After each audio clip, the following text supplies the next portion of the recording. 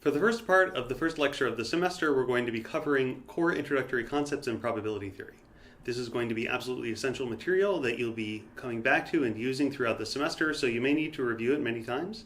Each time you'll get a stronger understanding of it, and of course we'll come back to it at various points in the context of other problems, and you'll have an opportunity to strengthen your understanding of it throughout this class. We'll cover foundations of probability theory, joint, marginal, and conditional probability, Bayes' rule, and a simple worked example for human language we'll resort to throughout. We'll start off with probability spaces, which are traditionally defined in terms of sets.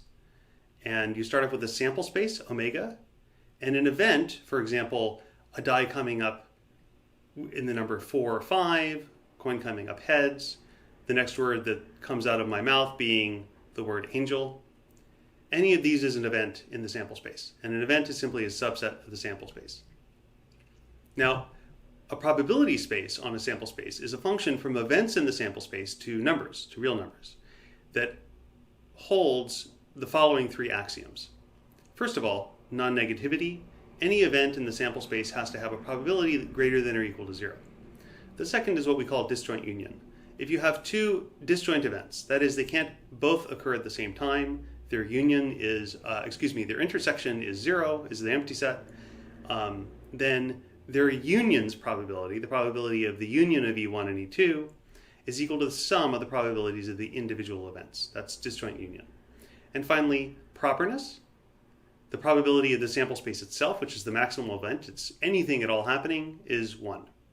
Now, these are set theoretic definitions, but we can also translate them into fundamental operations in Boolean logic. So, for example, the subset relationship between two sets is equivalent in Boolean logic to the implicational relationship.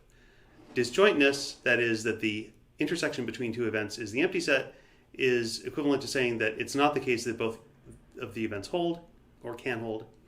And union is simply equivalent to disjunction. So we'll actually move throughout the course back and forth between these set theoretic characterizations and these logical characterizations. It turns out to be very convenient. And the simple example that we're going to be running throughout this part of today's lecture is very simple, but it's actually quite motivated in terms of the history of the English language. And this is also reflective of a phenomenon, word order variation, that occurs throughout the languages of the world. Historically, there was a time in English when noun phrases, so an NP, this is your first linguistics terminology of this semester, a noun phrase, which is, for example, the subject of a sentence often, the object of a sentence, all these are noun phrases, things like I or the boy or every girl in the room or no one. These could appear as objects, and an object is something like, if I say I ate the apple, then the apple is the object. An object noun phrase, or NP, could occur either pre-verbally or post-verbally.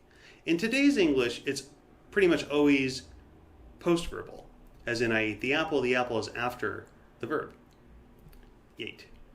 But in historical English, there was a time when object noun phrases could occur either before the verb, that is pre-verbally, or after the verb, post-verbally. And we're going to represent this. This is your sort of first experience, perhaps, with this kind of little tree notation. We say that the verb phrase, which is the phrase, the collection of words, a sequence of words that includes both the object and the verb, could have this form where the object comes before the verb, or it comes the form where the object comes after the verb, as in illustrated here. Now, if you look at the languages of the world, it turns out that there is a broad cross-linguistic tendency for objects that are pronouns, like me or her or them, to occur earlier in sentences on average than objects that are not pronouns, like the apple or anyone in the room or the hope for justice. All of these things are object noun phrases potentially, and none of those latter ones are pronouns. There's a broad cross-linguistic tendency for objects that are pronouns to occur earlier in average in sentences than non-pronominal objects. So we can imagine a set of hypothetical probabilities. We can imagine a set of hypothetical probabilities over two things. One is whether the object occurs pre-verbally, that is before the verb, or post-verbally, that is after the verb. And then the second thing is whether the object itself is a pronoun or not. And what I've done here is I've devised a sort of hypothetical, this is not real data, but it reflects real patterns in language, a hypothetical contingency table, which is the probability of each of the 4 possible states of affairs with respect to these distinctions: pre-verbal versus post-verbal, pronoun versus not pronoun. And that contingency table, each of those entries is a probability, and the sort of the most fine-grained events in this representation are the combination of whether the object is pre-verbal or not and whether the object is a pronoun or not. Now, these two properties, x, the pre-verbal or post-verbal status of the object, and y, the pronominal or not pronominal status of the object, are sometimes what we'll call random variables in the language of probability theory. And what I've laid out for you here is what's called the joint distribution of those two random variables. Okay? And you'll notice that there's actually some interesting patterning of what those numbers are, and we'll get to that in just a moment. But terminologically, what I've introduced to you are two random variables that are grounded in a linguistically motivated property of sentences, and this contingency table, 2 by 2 set of probabilities, is the joint distribution over those two random variables. Now, we can take this example and we can check the axioms of probability.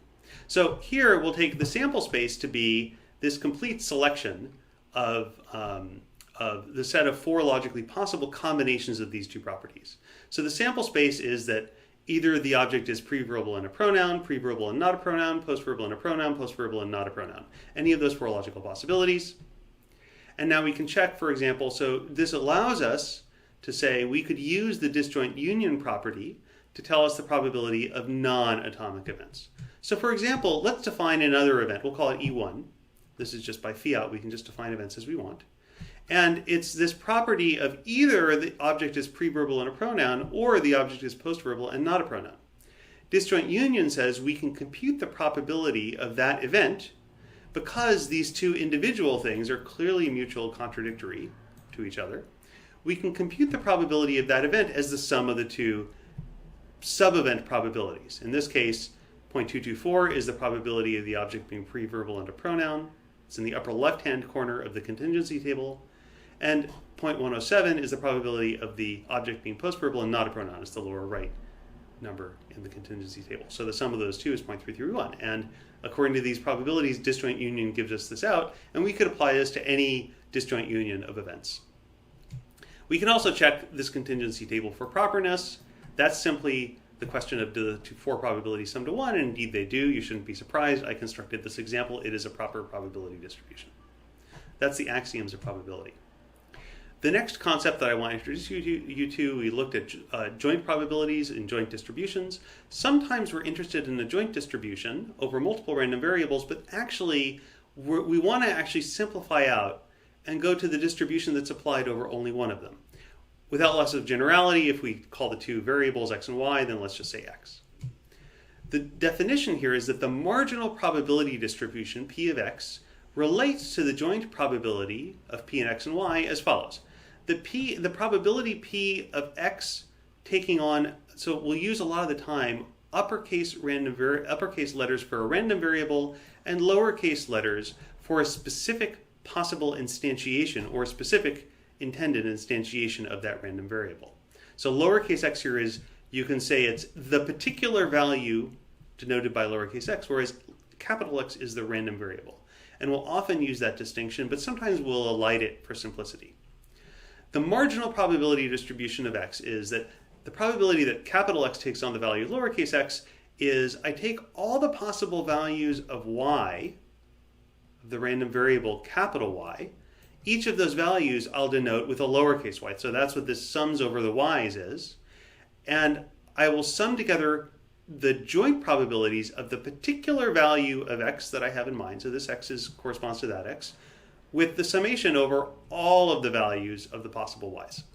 Okay, and that's what's called the marginal probability distribution. In our particular case, suppose I was interested from this contingency table here in finding the marginal distribution on x, that is, whether the object is pre-verbal or not. So for example, the probability that the object is pre-verbal is the marginal probability that's a marginal probability, and so I have to sum over the possible values of y.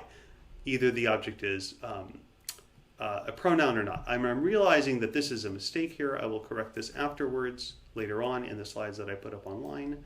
But that should be pronoun and not pronoun. Likewise, this should be pronoun and not pronoun. So this probability here is I'm going to sum up the probability of preverbal pronoun and preverbal not pronoun, so that's 0.224 from up here and 0.655 up here, and I'm going to get 0.879. And likewise, I do the same thing in the bottom row and I get 0.121. And you find out once again the sum of those two latter marginal probabilities are indeed is equal to 1 because it's a proper distribution. Okay, so we have this marginal distribution on x and this marginal distribution on y. Now, the next concept that I want to introduce is the notion of conditional probability. Suppose that I have an event B and an event A, and I want to know what does knowing A do to my belief about whether B will hold.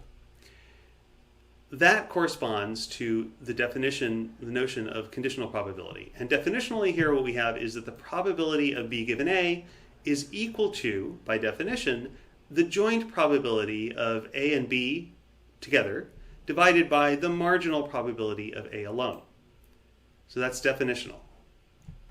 So to run another example, we go back to our contingency table. We have our joint probability table on the right, on the top. We have our two marginal probabilities below it. Suppose that I want to calculate the following property, the following quantity, which is the probability that that the object will be a pronoun given that it is postverbal. At this point, actually, we're in a position to think about this from a real-time human language understanding perspective. This is an interesting property because it corresponds to the case where imagine that I'm a listener and I'm listening to somebody speak to me in historical English. I might wind up in a state mid-sentence where, remember that historical English, in our characterization of it, has both preverbal and postverbal objects. And I might be in a situation where the object hasn't occurred yet, but I hit the verb. So for example, if I hear, I devoured, then I know devoured is the verb, but I haven't heard the object yet, but I know there will be an object. And now I might be in a position to make a prediction as a listener, or an inference about how likely the object is to be a pronoun or not. And it's not going to just be necessarily the marginal probability, which is what I have here, because I have additional information. I know that the object is not preverbal, it is postverbal. And so I should actually be conditioning on the information that the object is postverbal. And that's what is encoded by that conditional probability of y being pronoun, x being postverbal. And I can, from the information that I have above, run this as a conditional probability calculation. By the definition of conditional probability, this conditional probability is equal to the joint of postverbal and pronoun divided by the marginal of postverbal. And in this case, I can get the joint up here, and I can get the marginal down here, and I divide the first by the second, and I get the result, which is 0.116. And you'll notice that that didn't occur, that 0.116 didn't occur anywhere in any of my probabilities so far, because it is a conditional probability that you have to use the joint and the marginal to get together. Conditional probability calculation is an essential feature of both machine learning, statistics, and also, it turns out, a very powerful way of thinking about how the human mind works for language. And so we're going to be resorting to conditional probabilities all the time throughout this course. And it's always a useful thing to think about when I'm posing a scientific question or a question about what is an intelligent agent doing in a particular situation, what is the conditional probability that it sort of best captures the problem that they're facing. So the next concept I want to introduce you to is the chain rule. And this is just another sort of massaging around of the definition of conditional probability to get something that turns out empirically to be very useful. I can rewrite a joint probability, like the joint probability of event 1 and event 2, as the product of a marginal probability of event 1 times the conditional probability of event 2 and event 1. You may remember that definitionally, the definition of conditional probability looked a lot like this, except E1 didn't appear in the numerator here, it occurred in the denominator over here. And so I get from the definition of conditional probability to this decomposition here just by multiplying both sides by P of E1. Okay. Now, I can actually generalize this to more than two variables, and you can do this at home to check. So this was the case of two variables. If I have three variables, I can decompose it to, for example, the probability of events 1 through 3 is probability of event 3 given the first two, the event 2 given the first one, and the marginal probability of event 1 by itself.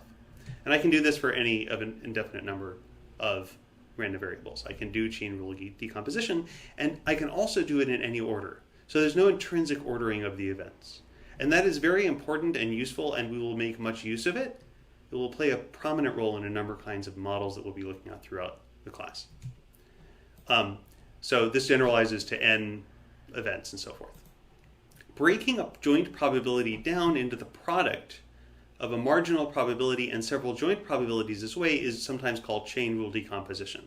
So you'll hear me at various points during the semester say, now we apply chain rule decomposition. Okay. The next thing, and this is the last new conceptual tool that I'll be discussing in this part of the lecture, is Bayes' rule, sometimes called Bayes' theorem. And it's a very simple idea, and it's mathematically trivial, but its power comes from its application. Bayes' rule conceptually is a way of recasting a conditional probability of one variable on the other in the opposite way. Sometimes for that reason it's called Bayesian inversion. And in fact, originally in the early days of the development of probability theory and Bayes' rule was sometimes called inverse probability for exactly this reason. It's swapping the conditionalization. So you notice that in this example here I have the probability of A given B, and I'm rewriting it in a form where the only conditional probability is the reverse of B given A. That's the application of Bayes' rule.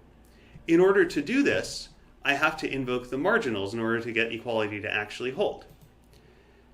This also holds, and in particular the marginals that I have to use, I have to multiply through the numerator of P of B given A by P of A, and the denominator by P of B.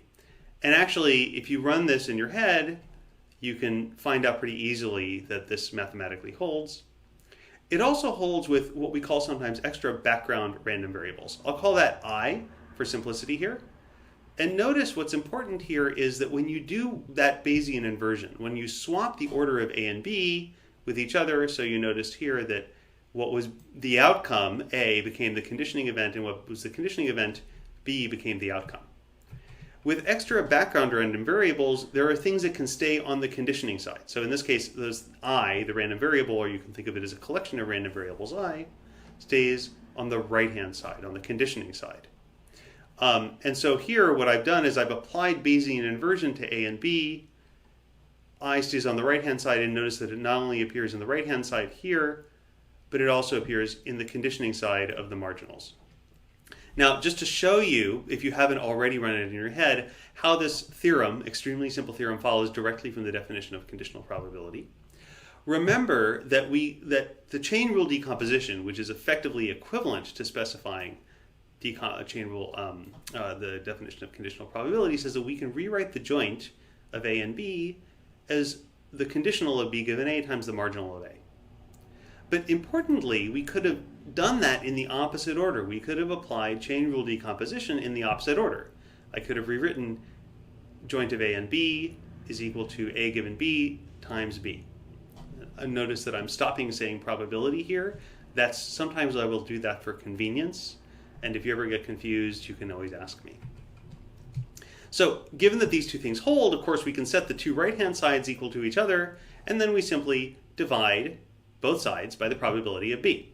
And so then those two things cancel out, and we have Bayes' rule, which you can see that's equivalent to the equation that's on the top.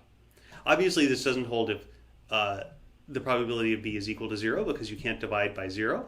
But this is actually going to be a case where this conditional probability is ill-defined. Okay. One more close inspection of Bayes' rule, and this is getting to the point of how it's such a powerful thing. Oftentimes, the left-hand side of Bayes' rule, the conditional probability that we want to rewrite, we will call the posterior distribution. And to understand why we call it posterior, it's in relation to this other thing, which is what's called the prior. So suppose, and now I've gotten A given B, not B given A, so I've swapped the two variables around. Suppose that I'm interested in my belief about how likely event A is to hold. If I have no other information, that's the marginal probability, P of A, that specifies that. We call that the prior probability because it's prior to additional information being incorporated. The additional information is you can see manifest in the relationship between the equation, between the expressions for the prior and the posterior. So if I have additional information B, it changes my belief state about A. And now belief state, I'm noticing I'm using the language of probability theory to describe it because that's what we're going to be using probability theory over and over again to do. So the idea here is that we incorporate the additional information B, and that potentially modulates our belief or our probability that A will hold. And the revised value, the revised belief about A is this conditional probability of A given B. And we call that the posterior probability because it's posterior to learning information B. What's the relationship between the posterior and the prior probabilities? That is what Bayes' rule gives us. And notice that if you think of the prior as sort of the starting point, the way you get from the prior to posterior is you change the prior in two ways. First, you multiply it by what we call the likelihood, which is the other conditional probability, the conditional probability of B given A. And the likelihood basically says, if A is the case, how likely would that new information B have been to be observed? The second thing that we have to do is divide it by the marginal of B. That is sometimes what's called the normalizing constant. And that really just makes sure that the resulting probability distribution is proper. And the fact that you only need it for that purpose turns out to be useful and important in a lot of cases. So now I'm going to return to the example of preverbal, pronominal, postverbal, non-pronominal objects. And I'm going to use Bayes' rule to do the same computation that we looked at before, but I'm going to take advantage of Bayes' rule to give you the same information that we had before in a different form that we couldn't have used so straightforwardly without Bayes' rule to compute the result, but we'll be able to use Bayes' rule to compute, and it'll be a good simple illustration of how to run Bayes' rule. So this is equivalent information, not in the same form, but it's actually equivalent information. First of all, I'm giving you a prior probability, the prior probability that an object is a pronoun. And then I'm giving you two conditional probabilities, the conditional probability of the object occurring preverbally given that it's a pronoun, and the conditional probability of it occurring postverbally given that it's a pronoun.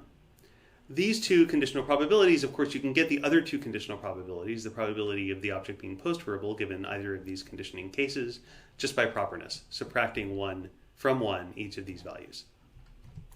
Okay, so now I'm going to put you in the state of mind again of the real-time human language understander.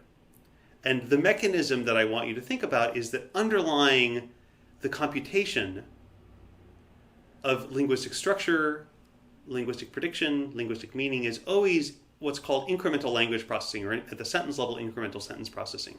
In real time, as you're listening to every word I say, your mind is doing extremely sophisticated computations to update your beliefs update your cognitive state belief about what is it that I mean, what is it that I'm likely to say next, and so forth. And by hypothesis, if that's what's going on in your mind all the time, you will be always updating, not consciously most of the time, but you'll always be updating your implicit belief state about what I'm likely to say next. And so let's go back to that situation where mid-sentence I just said a verb, I just spoke a verb, like devoured, that makes it clear that an object is coming up, but I haven't actually spoken the object yet. So if you were, in your mind, using Bayesian inference to always update the probability of the object being pronominal, then I might modulate it at this point because there's new information that I got, that the object is postverbal. Now, notice that what I've specified here is a sort of natural ordering of the random variables from the speaker's point of view. We can imagine that maybe when the speaker organizes their their sentence in their minds, maybe they first make a decision about whether to refer to something using a pronoun or not, and only subsequently decide the word order. Now, it's an open question scientifically whether that's actually what we do, but it's plausible to at least entertain that possibility. It's a plausible a priori architectural setup for how some aspect of language production would work. Now, that's the speaker's point of view. But notice that these probabilities do not hand to you on a platter, the conditional probability that is maybe most relevant from the comprehender's point of view, from the listener's point of view. That is, given that an object is postverbal, how likely is it to be a pronoun? That is not directly encoded in these things, but you can compute it from these quantities. How do we do that? Well, let's see how we do it with Bayes' rule. So here is the conditional probability in question that I'm interested in. The probability that the object is a pronoun given that it's postverbal. Bayes' rule tells me that I invert this probability into a form that has the conditionalization the other way around by saying that the probability of y given x is equal to the probability of x given y times the prior probability of y divided by the normalizing constant, which is the prior probability, or the marginal probability of x. Okay. Now, we've actually made some progress here because whereas before this thing didn't correspond to any of the three quantities that I had up here, now you can see that the conditional probability that I've got here actually does correspond to something that I've got in my little table of knowledge. Okay? And that's part of the beauty of Bayesian inversion, is it can transform a conditional probability query into a form that I have explicitly represented in sort of some knowledge bank. Okay? And that's actually a fundamental operation in the application of Bayes' rule in the context of AI research. And that's been true for decades, and it's true today. However, I'm still stuck with, I should also say that I also get, going back one, I also have this other thing. This prior probability is also something that I now have. So I'm actually in pretty good shape. But you'll notice that there's one thing I don't have yet, which is this marginal probability, the normalizing constant. And that's actually should be no surprise to you. So in the application of Bayes' rule, computing the normalizing constant is often the very most complicated thing to do. Okay. How do we do it?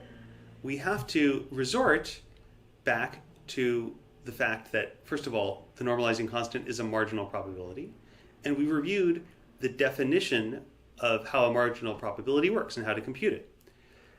You have to go back to the joint probability and explicitly marginalize out all the possible values of the variable that you don't care about. So I've gotten to that joint probability here, and I would marginalize out all the possible values of y, that is, whether or not the object is a pronoun. But you'll notice that I actually still don't have that marginal probability or that joint probability here. Instead, I need to do one more step, which is I have to now rewrite the joint probability with the chain rule decomposition. I have to use the chain rule decomposition to re-express the joint of x and y as the conditional of x given y times the marginal of x. And notice now I've got this into a form where I have all of the individual components here. Okay. And so just to express this fully explicitly, there are two possible values of y, either pronoun or not pronoun. I write them explicitly out here. I do the math, and I turn my arithmetic crank, and I get an answer, 0.116. And this, and you can check this work afterwards, is actually, if you remember, it's exactly the same number that we got early on when we were just we're representing our knowledge in a different way with the joint probability table and the two marginals, and directly using the definition of conditional probability. And the point here is that actually it's arguably a more concise representation of the complete information state that we had with the joint probability and the two marginals to use this format that we have up here as a marginal and then a couple of conditionals. It's arguably a simpler representation, and when you get bigger and more complex sets of random variables with more values, it becomes a vastly more simple representation. And we can actually still go back and get all of the conditional probabilities we want by applying Bayes' rule in the right ways. And fortunately, we're not going to get into it today, but there's automated machinery to do a lot of that. But the conceptual work here of taking one conditional probability distribution and recasting it in terms of another is a really important lesson that we're going to see over and over again during the class. So just to end with a little bit more information, sometimes you'll see Bayes' rule written, this is what we looked at here on the top, in a different way. And this arises from the fact that, as you saw before, the hardest part of using Bayes' rule in that case was calculating the normalizing constant. Sometimes you'll hear the normalizing constant referred to as the partition function. As in this example, it's very often that this is the hardest thing to do in Bayes' rule. And sometimes you don't need to do it. Sometimes, first of all, sometimes you emphasize the explicit marginalization, and you don't say just marginal probability of B, you say sum over all the possible values of A, joint of A given B. So explicitly writing the marginalization out of the variable whose prior and posterior you're interested in. The second option is to simply ignore the partition function and to note that even without the partition function, I can express the conditional probability of A given B in terms of the prior on A and the likelihood of B given A up to proportionality.